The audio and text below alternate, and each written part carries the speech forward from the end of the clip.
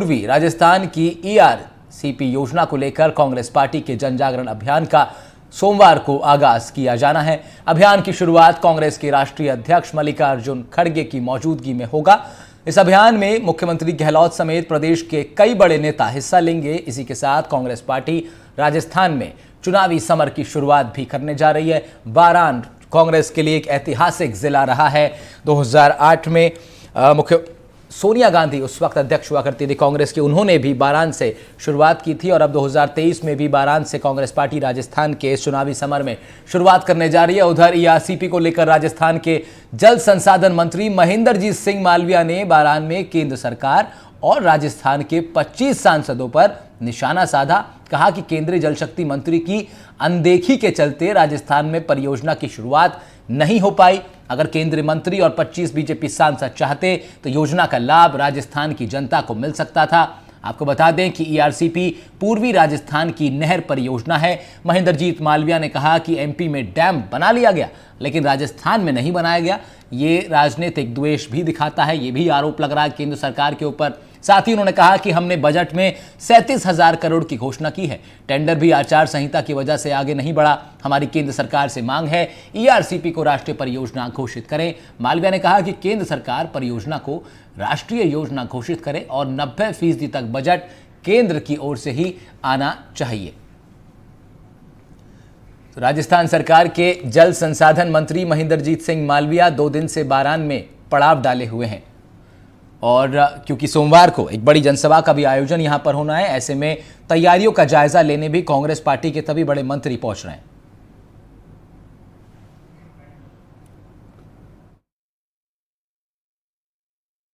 Akhil Bharatiya Congress committee के अध्यक्ष सम्मानित खड़गे साहब, राजस्थान के लोकप्रिय मुख्यमंत्री सम्मानित गहलोत साहब, प्रदेश अध्यक्ष सम्मानित डोटासरा साहब व हमारे प्रभारी रंगावा साहब सहित पूरे 13 जिले के, चाहे वो मंत्री हो, विधायक हो, संगठन के पदाधिकारी हो, ये बारां की धरती पर जो राजस्थान की सबसे महत्वपूर्ण परियोजना है, जो किसान के खेत को पानी दे सकती है, किसान को खेत मजदूर को पीने का पानी दे सकती है। 13 जिलों की जो ईआरसीपी जो परियोजना है, जिसको 2017 में भारतीय जनता पार्टी जो सरकार थी उस टाइम पर वसुंधरा जी उन्होंने उसकी डीपीआर 37,200 करोड़ की जो डीपीआर बनाकर तैयार की थी, माननीय प्रधानमंत्री जी ने उसको राष्ट्रीय परियोजना घोषित करने का जो अजमेर की धरती पर और जयपुर की धरती पर आह्वान किया था। तो इस प्रकार से जो राजस्थान के किसानों के साथ जो कुठाराघात करना चाहते हैं, उसका शंखनाद बारां की धरती पर हमारे नेता प्रमोद जिनवाया साहब के नेतृत्व में और पूरे राजस्थान के किसानों के हित में जो बिगुल बजाएंगे। और निश्चित रूप से कल का एक प्रोग्राम ऐतिहासिक प्रोग्राम होगा और जो ये मुंगेरी लाल के जो सपने देख रहे हैं, निश्चित रूप से जनता इनको इनके सपने मुंगेरी लाल के सपने देंगे।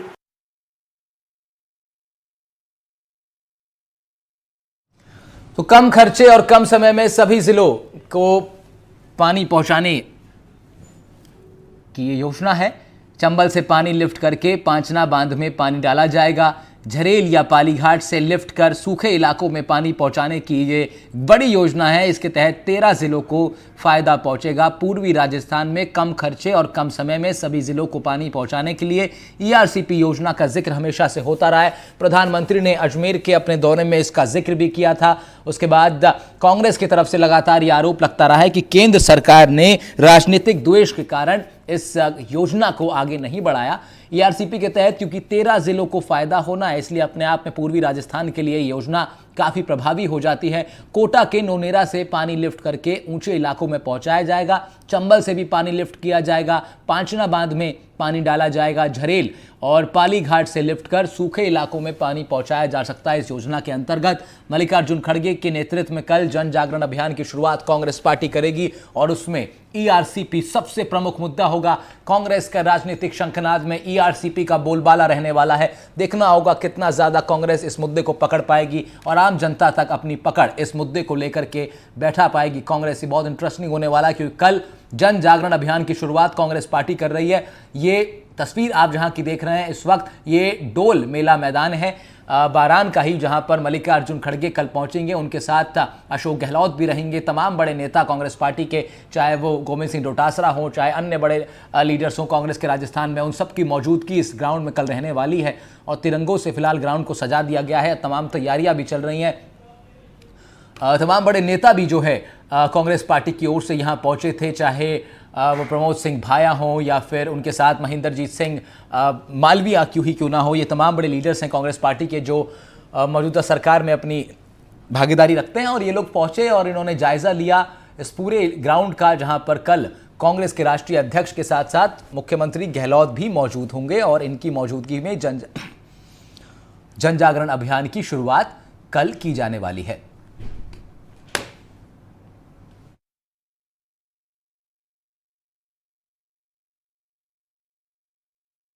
तो ईआरसीपी के तहत 13 जिलों को इसका फायदा होगा। तैयारियां जोरों पर हैं। कल एक भव्य कार्यक्रम का आयोजन होना है।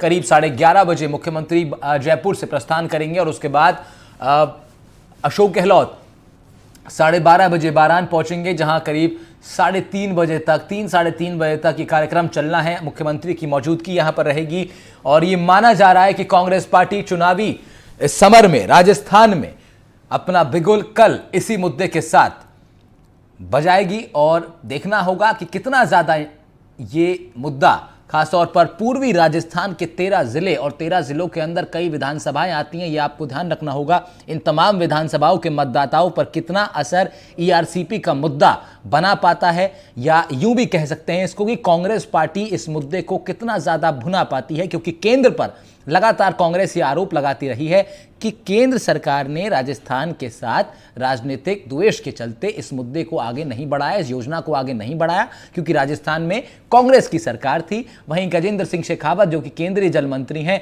वो अपने कई भाषणों में इसका जिक्र कर चुके हैं कि अगर भाजपा की सरकार आएगी तो निश्चित रूप से ईआरसीपी योजना को केंद्र और राज्य की मदद से आगे बढ़ाया जाएगा, जिससे 13 जिलों के लाखों लोगों को इसका कम खर्चे में ज्यादा फायदा मिलेगा।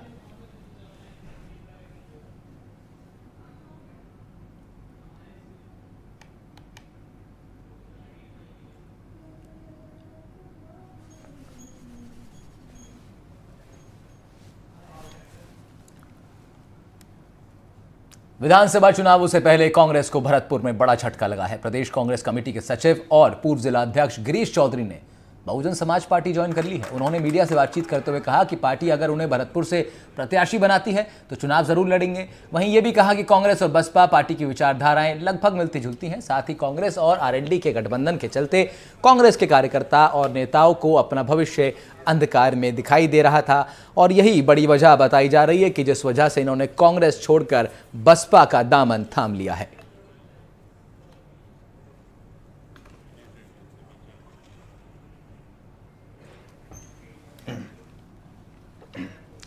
वहीं राजधानी जयपुर में भी आम आदमी पार्टी का कुनबा राजस्थान में लगातार बढ़ रहा है। प्रदेश कार्यालय जयपुर में आयोजित एक कार्यक्रम में Bigg Boss fame Gauri Nagori, Congress के प्रवक्ता रहे वेद प्रकाश शर्मा और मनोज लवाना ने आम आदमी पार्टी की सदस्यता ग्रहण कर ली है। प्रदेश प्रभारी विनय मिश्रा ने सभी लोगों को पार्टी की सदस्यता दिलाई।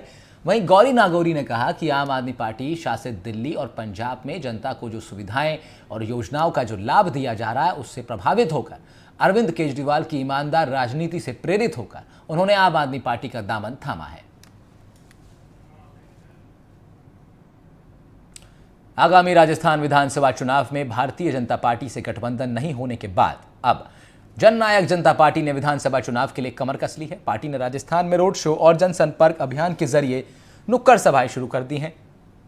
हरियाणा के उप मुख्यमंत्री दुष्यंत सिंह चौटाला और पार्टी के राष्ट्रीय महासचिव दिग्विजय सिंह चौटाला सहित जेजेपी के पदाधिकारियों ने दाता रामगढ़ विधानसभा क्षेत्र में पूर्व जिला प्रमुख रीता सिंह के समर्थन में रोड शो कर लोगों से मुलाकात भी की। दुष्यंत सिंह चौटाला ने कहा कि राजस्थान विधानसभा की चाबी जेजेपी से ही खुलेगी। उन्होंने ये भी कहा कि पार्टी नवरात्रों में राजस्थान की सभी टिकटों की घोषणा कर देगी। वहीं 16 अक्टूबर को बीजेपी के राष्ट्रीय अध्यक्ष जेपी नड्डा राजस्थान दौरे पर रहने वाले हैं। संगठन से जुड़ी 2 अहम बैठक जेपी नड्डा करेंगे। उदयपुर और जोधपुर में ये मीटिंग होगी। इस अहम दौरे को लेकर राजस्थान के प्रदेश अध्यक्ष सीपी जोशी उदयपुर पहुंचे। वहां सीपी जोशी ने कांग्रेस पर निशाना साधा और कहा कि कांग्रेस की सरकार भ्रष्ट है, इस भ्रष्ट सरकार को उखाड़ फेंकेंगे। 156 से ज्यादा सीटें जीतकर बीजेपी दिखाएगी, ये दावा प्रदेश अध्यक्ष सीपी जोशी के द्वारा किया गया। सीपी जोशी ने वसुंधरा राजे और अगुलाब चंद गुलाब चंद कटारिया की मुलाकात को सामान्य मुलाकात बताया कि राजस्थान में बीजेपी 41 नामों की सूची पहले ही जारी कर चुकी है। उम्मीदवारों के नाम आने के बाद राजस्थान बीजेपी में घमासान भी छिड़ा हुआ है। इस लिस्ट में कई बड़े नेताओं के नाम काट दिए गए। टिकट कटने से नाराज बीजेपी नेता लगातार अपना विरोध भी जता रहे हैं। जगह जगह विरोध प्रदर्शन हो रहे हैं। राजस्थान में डैमेज कंट्रोल के लिए बीजेपी के कई बड़े नेता यात्रा कर चुके हैं। इसी कड़ी में अब बीजेपी के राष्ट्रीय अध्यक्ष उदयपुर और जोधपुर पहुंचेंगे, जहां पर तमाम मंथनों का दौर भी चलेगा और राजनीतिक स्ट्रैटेजी भी डेवलप करी जाएगी। संजय व्यास हमारे सहयोगी इस खबर पर ज्यादा जानकारी के साथ हमारे साथ जुड़ रहे हैं। संजय, कल मल्लिकार्जुन खड़गे राजस्थान में है तो जेपी नड्डा भी राजस्थान में है। कल का दिन, सोमवार का दिन, 16 अक्टूबर का दिन बहुत महत्वपूर्ण होने वाला राजस्थान की राजनीति के लिहाज से। जरा जेपी नड्डा का जो पूरा दौरा है उसके बारे में संक्षिप्त में जरा बताइए कि कहां सबसे पहले वो पहुंचेंगे और कहां कहां उनको मीटिंग करनी है। बिल्कुल, मैं आपको बता दें कि 9:30 बजे उदयपुर के महाराणा प्रताप हवाई अड्डे पर उनका भव्य स्वागत किया जाएगा और उसके बाद वो सीधे वहां से 10 बजे मीटिंग के लिए पहुंचेंगे। वहां पर उदयपुर संभाग के पहले दौर के अंदर उदयपुर देहात, उदयपुर शहर और चित्तौड़ की अधिकारियों को लेकर बातचीत करेंगे और उन विधानसभाओं के मंथन करेंगे। उसके बाद सेकंड सेशन होगा जिसमें बांसवाड़ा, डूंगरपुर और राजसमंद की विधानसभा क्षेत्रों के ऊपर मंथन होगा और वहीं पे राजनीति डैमेज कंट्रोल के लिए भी मंथन किया जाएगा। जी, तो मंथन होगा और बेमंथन बहुत ज़रूरी है क्योंकि राजनीति के गलियारों में चर्चा तेज है कि इस बार जो है कई बड़े बदलाव कांग्रेस पार्टी हो या चाहे बीजेपी हो उसके अंदर हो सकते हैं चुनाव की दहलीज तक पहुंचने से पहले। लेकिन किन खास मुद्दों पर जेपी नड्डा की कल बैठक रहने वाली है? एक तो ये भी रह सकता है कि भाई लगातार जो बगावत के सुर उठ रहे हैं उस पर जेपी नड्डा की खास नजर रहेगी क्योंकि दूसरी सूची जारी होने से पहले, संजय, दूसरी सूची जारी होने से पहले आलाकमान नहीं चाहेगा कि भाई किसी भी तरह के बगावत के सुर जो हैं वो और ज्यादा मुखर हों। तो क्या ये जो बगावती सुर हैं इनको थामने पर भी जेपी नड्डा का ध्यान रहने वाला है? बिल्कुल, एकदम ये बगावती सुर नहीं उभरे। इसी के लिए जेपी नड्डा उदयपुर संभाग के इस दौरे पर आए हुए हैं और सुबह जिस तरह से वसुंधरा राजे सिंधिया माननीय गुलाबचंद कटारिया से मिली, उसके बाद और भी इसको राजनीतिक दृष्टि से देखा जा रहा है कि क्या कहीं मेवाड़ के अंदर कहीं डैमेज तो नहीं हो रहा है और उसी डैमेज कंट्रोल को करने के लिए जेपी नड्डा शायद मंथन करेंगे कल वाले। बिल्कुल, तो ये मंथन भी होगा। साथ ही साथ कितने बजे कल जेपी नड्डा पहुंच रहे हैं जयपुर? उदयपुर 9:30 बजे पहुंच रहे हैं और 10 बजे अधिकारियों के साथ बैठक लेंगे। जो पार्टी के पदाधिकारी हैं उनकी बैठक चलेगी और मंथन चलेगा इन तीन, सबसे पहले उदयपुर देहात, शहर और चित्तौड़ की और प्रतापगढ़ की विधानसभा सीटों पर, जहां पर प्रत्याशियों की किस तरह से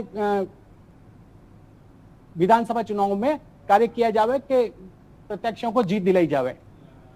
ठीक बात है, किस तरह से, क्योंकि अंतिम जो लक्ष्य है वो तो यही है कि किसी तरह अपने जो उम्मीदवार हैं उनको कैसे जीत दिलाई जा सकती है। ठीक कहा आपने संजय व्यास, लेकिन बड़ा सवाल ये भी है कि क्या जो ये बागी सुर उठ रहे हैं, क्या इन नेताओं की भी मुलाकात जेपी नड्डा से सीधे तौर पर कल हो सकती है? क्योंकि प्रयास तो इनके द्वारा किया जाएगा, तो क्या ऐसा भी कुछ आशंका है कि तमाम जो बागी नेता हैं ये जेपी नड्डा से मिलने के लिए पहुंच सकते हैं उदयपुर?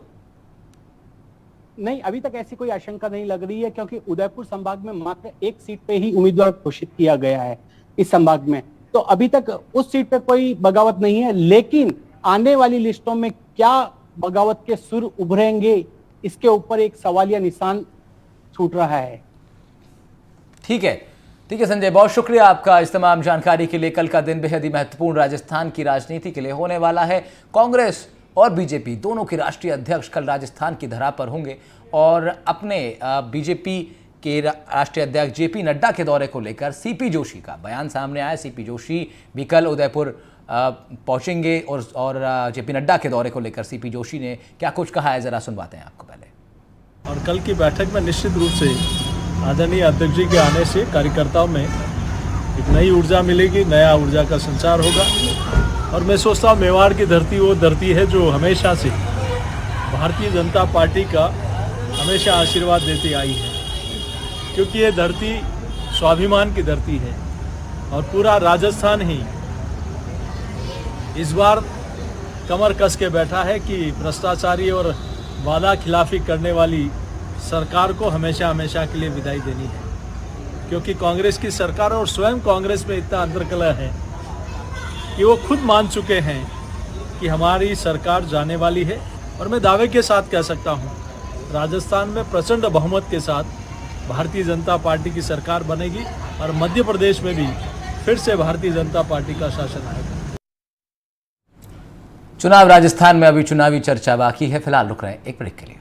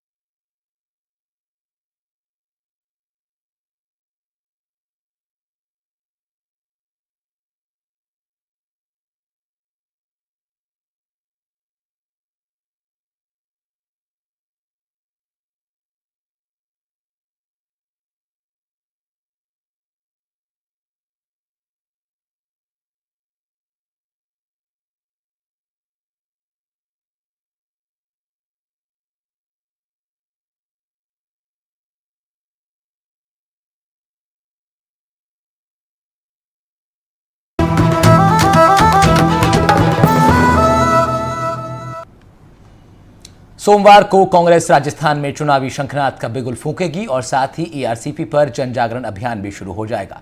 कांग्रेस अध्यक्ष खड़गे के साथ इस अभियान की शुरुआत करने सीएम गहलोत मौजूद रहेंगे। गहलोत सुबह 11:30 बजे जयपुर से बारान के लिए निकलेंगे और वहां डोल मेला मैदान में होने वाली जनसभा में भी शामिल रहेंगे। जनसभा के बाद 2:30 बजे मुख्यमंत्री बारान से निकलेंगे और करीब 3:30 बजे वापस जयपुर पहुंचेंगे। तो ईआरसीपी जन जागरण अभियान में मुख्यमंत्री गहलोत होंगे शामिल। डोल मेला मैदान में खड़गे की जनसभा में साथ में मौजूद रहेंगे। दोपहर करीब 2:30 बजे बारान से प्रस्थान कर वापस 3:30 बजे तक जयपुर पहुंच जाएंगे।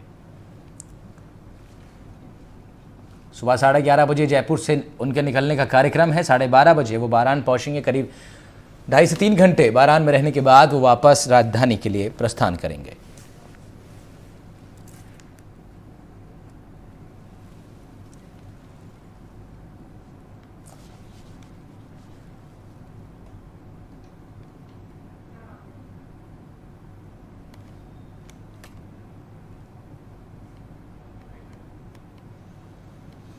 वहीं भारत निर्वाचन आयोग की ओर से राजनीतिक दलों को चुनाव प्रसारण के लिए समय तय कर दिया गया है। राजनीतिक दलों को रीजनल दूरदर्शन और ऑल इंडिया रेडियो चुनाव प्रसारण के लिए समय आवंटित किया गया है। बीजेपी को 187 मिनट का समय मिला है, तो वहीं कांग्रेस को 189 मिनट का, बीजेपी को 5-5 मिनट का 37 बार, एक बार 2 मिनट का, कांग्रेस को 5-5 मिनट का 37 बार, एक बार 4 मिनट का समय आवंटित किया गया है। इन दोनों प्रमुख पार्टियों के सिवा आम आदमी पार्टी को 46 मिनट, मार्क्सवादी कम्युनिस्ट पार्टी को 49, आरएलपी को 54, एनपीपी को 45 मिनट का समय मिला है। राजस्थान में पार्टियों को कुल 630 मिनट का समय दिया गया है। खबर जोबनेर इलाके से है। जयपुर के झोटवाड़ा से प्रत्याशी बनाए गए सांसद राज्यवर्धन सिंह राठौर को कार्यकर्ताओं ने काले झंडे दिखाए हैं। उम्मीदवारों के नामों की सूची जारी होने के बाद से ही बीजेपी अंदरूनी कलह से जूझ रही है। यहां पर एक बार फिर किसी बीजेपी टिकटधारी को बीजेपी के ही दूसरे नेताओं से विरोध का सामना करना पड़ रहा है। जोबनेर इलाके में राज्यवर्धन सिंह राठौर को बीजेपी के कार्यकर्ताओं ने ही काले झंडे दिखाए। राज्यवर्धन सिंह राठौर को काले झंडे दिखाने वाले राजपाल सिंह शेखावत के समर्थन बताए जाते हैं। राजपाल जिंदाबाद के नारे यहां पर लगाए गए और फिर राज्यवर्धन सिंह राठौर को आप देखिए किस तरह उन्होंने मिठाई खिला करके अपने विरोधियों को शांत करने की कोशिश की। राज्यवर्धन सिंह राठौर जा रहे थे अपने काफिले के साथ, लेकिन जब काले झंडे दिखाते हुए कुछ लोग उनको दिखाई दिए तो राज्यवर्धन राठौर ने अपना काफिला रुकवाया। वो गाड़ी से उतर करके बाहर आए और विरोध कर रहे इन लोगों से गले मिले, इनको मिठाई खिलाई और उसके बाद आगे बढ़े।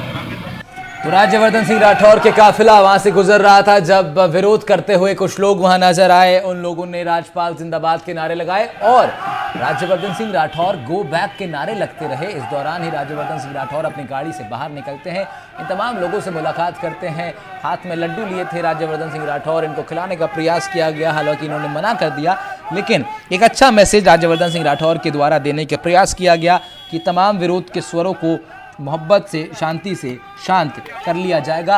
वीरेंद्र सिंह शेखावत हमारे सहयोगी हमारे साथ इस बड़ी खबर पर जुड़ रहे हैं। वीरेंद्र, ये विरोध के सुर जो उठ रहे हैं बीजेपी में, इनको शांत करने का राज्यवर्धन सिंह राठौर ने ये नायाब तरीका निकाला है। हाथ में लड्डू लेकर वो दिखाई दिए और इनको खिलाने का प्रयास किया। माने नहीं ये लोग, लेकिन क्या इस प्रयास से विरोध के सुर कुछ कम हो पाए हैं? इस मिठास कुछ घुल पाई है क्या इन लड्डुओं से? बिल्कुल राहुल, जिस तरीके से राज्यवर्धन सिंह राठौड़ है आज झारखंड महादेव मंदिर में पूजा अर्चना करके अपनी पत्नी के साथ फिर वो वहां पे जाते हैं।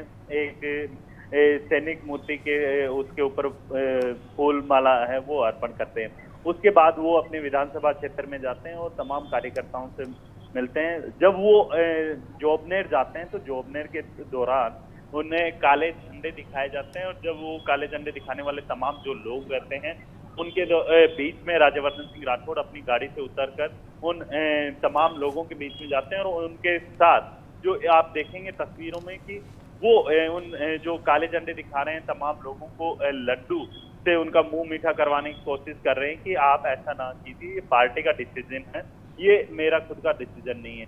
तो ये जो लगातार जिस तरीके से बीजेपी की पहली लिस्ट आई है, आप देखें कि पहली लिस्ट के अंदर बीजेपी ने 41 प्रत्याशी उतारे। वहीं अगर राज्यवर्धन सिंह राठौड़ की बात की जाए तो राज्यवर्धन सिंह राठौड़ है वो वर्तमान में सांसद है। अगर जो यहाँ पे लगातार जो पिछले अगर बात की जाए पिछले विधानसभा के जो कार्यकाल की, तो उसके अंदर आप देखेंगे कि माफ कीजिएगा, पिछले अगर चुनाव की बात की जाए 2018 से पहले की, तो उस टाइम जो राजपाल सिंह शेखावत है वो वसुंधरा राजे के कार्यकाल के अंदर 2 बार मंत्री के पद पे रहे हैं। तो वहां पे उन जो झोटवाड़ा विधानसभा क्षेत्र है वहां से उनका टिकट काट दिया गया था। उनके जो समर्थक थे वो राज्यवर्धन सिंह राठौड़ के खिलाफ नारेबाजी करते हैं और तमाम जो नारेबाजी करने वाले लोग होते हैं उनको मिठाई खिलाकर और उन्हें गले लगाकर शांत करने की कोशिश करते हैं राज्यवर्धन सिंह राठौड़। कहीं ना कहीं राज्यवर्धन सिंह राठौड़ है वो ये मैसेज देना चाह रहे हैं कि ये जो भाईचारा है, जो आपसी प्रेम है, वो इस तरीके की जो एक आपसी में जिस तरीके से एक उम्मीदवार को लेकर जिस तरीके से विरोध कर रहे हैं, सड़कों पे उतर रहे हैं, कहीं ना कहीं इससे बीजेपी का जो पार्टी की छवि है उसके ऊपर इम्पैक्ट पड़ता है। तो ये तमाम चीजों को लेकर राज्यवर्धन सिंह राठौड़ है वो खुद जो ये प्रदर्शन करने वाले हैं तमाम लोगों के साथ बीच में जाते हैं और उनसे गले मिलते हैं और उन्हें मिठाई खिलाते हैं। तो कहीं ना कहीं एक मैसेज देने की कोशिश की जा रही है। जी राहुल। ठीक बात है वीरेंद्र, एक बड़ा मैसेज देने की कोशिश की जा रही है और लेकिन सवाल है कि इस मैसेज का और इस तरह के प्रयासों का कितना असर अभी इन बागी सुरों पर दिखाई देगा। इन तमाम तरह की चर्चाओं पर हमारी लगातार नज़र बनी हुई है क्योंकि चुनाव राजस्थान का है, चुनाव आपका है और चुनाव राजस्थान लगातार आप लोग NDTV राजस्थान पर देखते हैं। फिलहाल इस बुलेटिन में इतना ही।